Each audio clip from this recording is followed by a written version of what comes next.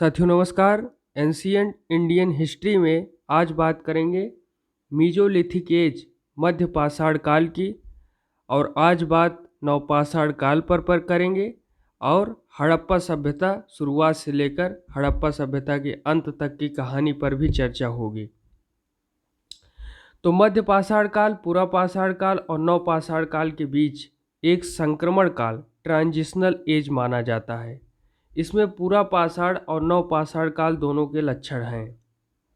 मध्य पाषाणकालीन मानव शिकार, मछली पकड़ने तथा खाद्य संग्रहण पर निर्भर था, लेकिन जीवन के अंतिम चरण में वह जंतुओं को पालतू बनाना आरंभ कर दिया। मध्य पाषाण काल जलवायु थोड़ी गर्म और आर्द्र था, इसलिए वनस्पतियों, जीव जंतुओं का विस्तार हुआ और वर्षा में वृद्धि हुई। लोग अब नदियों के किनारे झुंड में रहना प्रारंभ कर दिए। लोग अधिक भोजन संग्रह के लिए उपकरणों में सुधार करना प्रारंभ कर दिए।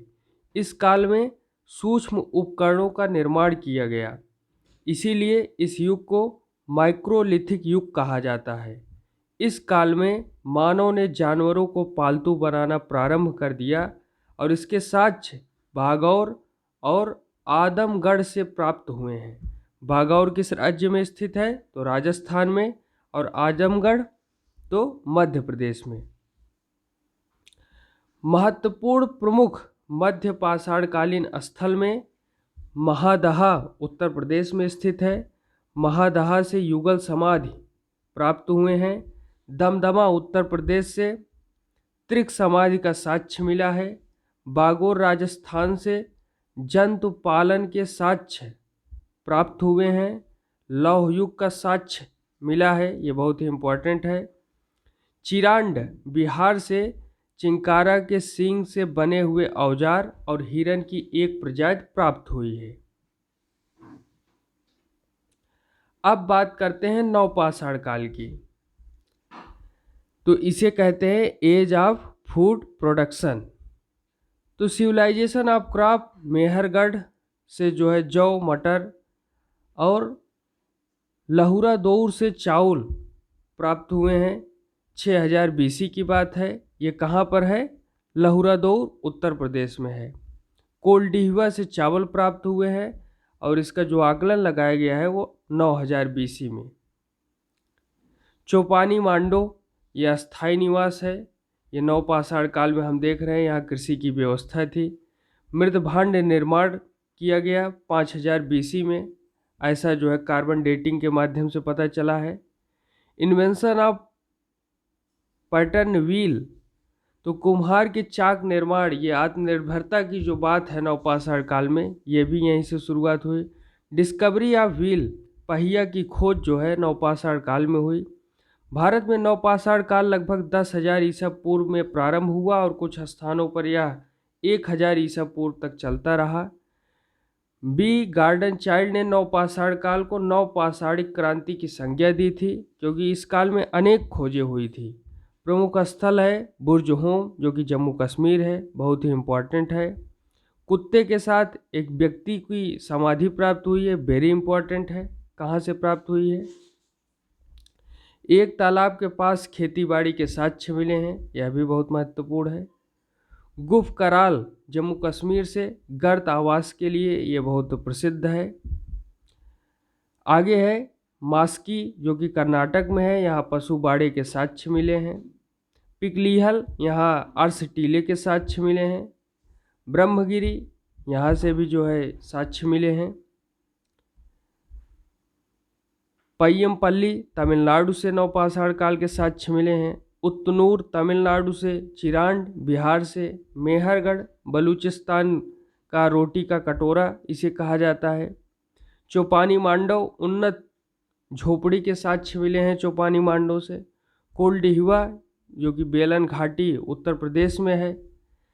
तो बेलन घाटी से पूरा पाषाण काल, मध्य पाषाण काल और नवपाषाण काल तीनों के साक्ष्य हमें कोल्डिहवा से मिले हैं, बेलन घाटी उत्तर प्रदेश से। भीमबेटका से पूरा पाषाण काल, मध्य पाषाण काल, नवपाषाण काल के चित्रकारी के साक्ष्य प्राप्त हुए हैं। और भीमबेटका आप जानते हैं कहाँ पर है? भीमबेटका मध्य प्रदेश में है। भारत का पिकासो मकबूल हुसैन इन्हें कहा जाता है। चैप्टर 2 हम आज ताम्र पाषाण काल पर भी चर्चा करेंगे। तो कैल्कोलिथिक युग इसे कहा जाता है।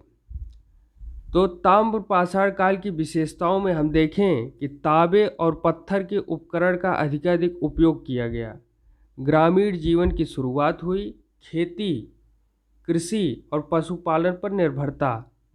काले लाल मृतभांडों का प्रयोग ताम्र पाषाण काल में हुआ है।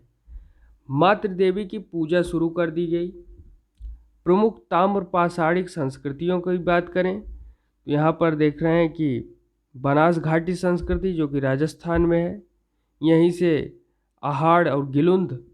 मालवा संस्कृति जो कि मध्य प्रदेश में है, यहाँ से कायथा और एरड़ के जो है साक्ष्य मिले हैं।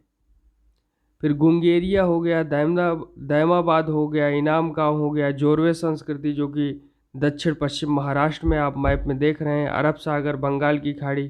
बंगाल की खाड़ी इसे क्या कहा जाता है? रत्नाकर भी कहा जाता है। हिंद महासागर। आहार या अहाड़। तो आहार के लोग पत्थर के बने घरों में रहते थे। वह जौ और मटर की खेती करते थे। वह तांबा गलाना जानते थे, इसीलिए इस स्थान को ताम्रवती और तांबावली कहलाता है। गिलुंद की बात करें तो गिलुंद राजस्थान के बनास घाटी में स्थित है। ये मिट्टी के बने हुए घरों में रहते थे। मूलतः वह पत्थर काटने का कार्य करते थे। कायथा मालवा क्षेत्र में स्थित है। कायथा के लोग जौ, चावल और कपास की खेती करते थे। कायथा से तकली का साक्ष्य प्राप्त हुआ है। तकली जो है आप जानते हैं कि धागा स्टोर करते थे। कायथा चित्रित मिट्टी के बर्तन भी प्राप्त हुए हैं वहाँ से। गुंगेरिया की बात करें तो गुंगेरिया मध्य प्रदेश में स्थित है। गुंगेरिया से ताम्र निधि प्राप्त हुई है और कॉपर के ढेर सारे चीज़ों का संचयन हम यहाँ पर देखते हैं। नौदा टोली सर्वाधिक उत्खनित स्थल है। सर्वाधिक प्रकार के अनाजों के साक्ष्य मिले हैं। दैमाबाद देखें तो यहाँ जोरवे संस्कृति का सबसे बड़ा स्थल था। दैमाबाद से कांसे का रथ और हाथी प्राप्त हुआ है। तांबे का हाथी भी मिला है। इनाम गांव महाराष्ट्र में स्थित है। लोगों के बीच विषमता देखने को यहाँ मिली है। अमीर गरीब, आर्थिक विषमता, सामाजिक विषमता। खेसरी उगाने का साक्ष्य यहाँ पर प्राप्त हुआ है। एक प्रकार की दाल है जो कम जल लेती है। खेसरी क्या है? एक प्रकार की दाल है जो कि कम जल लेती है और उपज अच्छी होती है। ये इनाम गांव महाराष्ट्र से इसका साक्ष्य मिला है। नहर के साक्ष्य मिले हैं।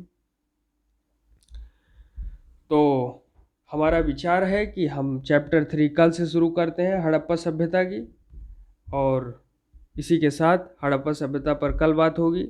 बने रहिए हमारे साथ। धन्यवाद। जय हिंद।